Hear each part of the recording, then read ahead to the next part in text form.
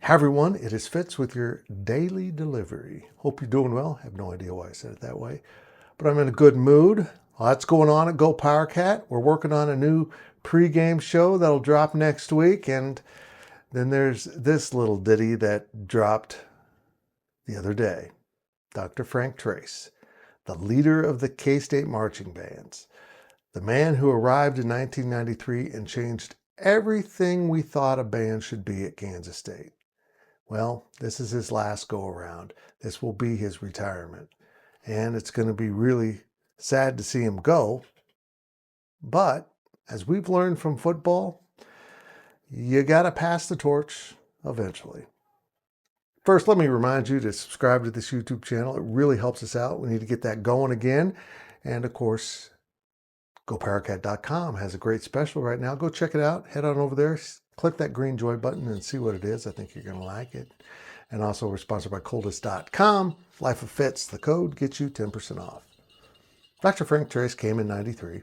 And of course, the first Bill Snyder bowl game was in 93 at the Copper Bowl. K-State had gone to a bowl game in the 80s when I was in school. And you know, that's a long time ago, and they lost. But 93 was the moment when we realized everything was different. And the band was a part of it.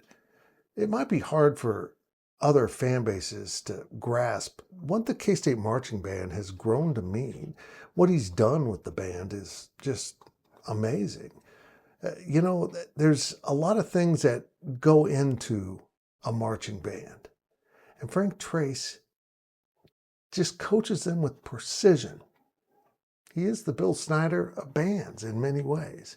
The band was an afterthought before he came, and he made it a huge part of the football tradition in Manhattan, Kansas.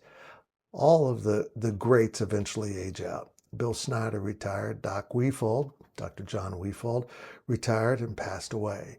There's been other ones. We just had Mitch Holtis on a podcast, and he was such a big part of the turnaround in football, and he's now the voice of the Chiefs. Dr. Frank Trace might be the final piece of that puzzle of the miraculous turnaround in Kansas State football. No, he didn't call any plays. He didn't win any games, but he set a tone, literally.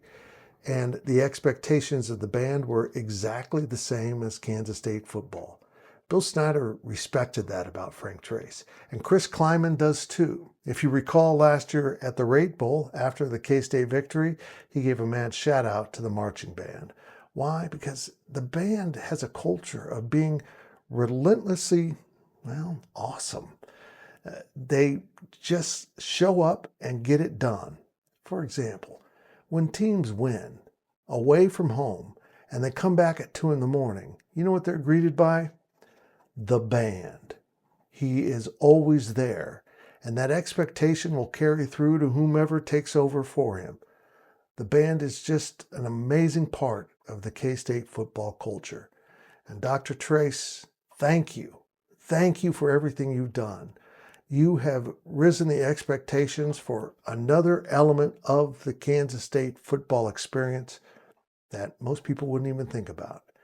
And if you don't understand how important the band is to Kansas State athletics, then you haven't heard the Wabash Cannonball and watched the students bob and weave to it. Dr. Trace turns up the volume, and everyone loves it.